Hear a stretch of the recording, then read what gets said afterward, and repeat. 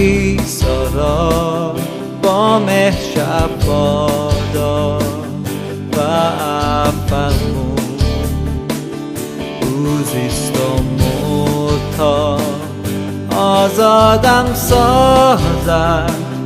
قبر خالی گوید منجیم زنده است، چون زنده است از فردا نترسم، چون زنده است ترسی ندارم،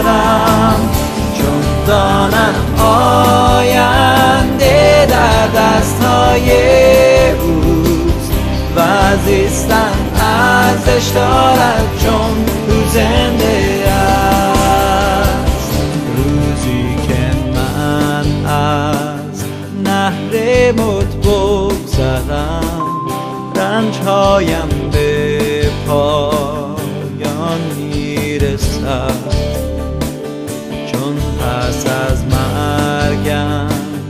آید پیروزی، با چشمان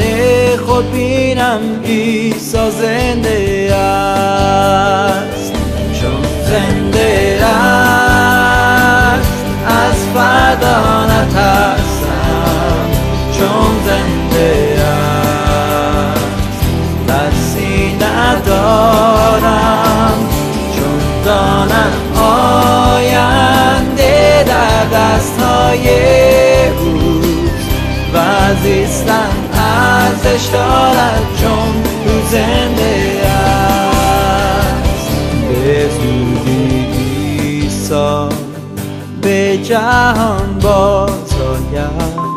ای عزیزان دانید وقت کم است، وقتی او آید ایمانداران را به حضور پرجلال خدا برد،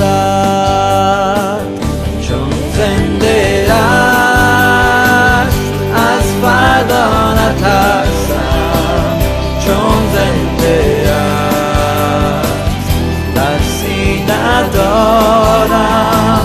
چون دانم آینده در دستهای زیستن ارزش دارد چون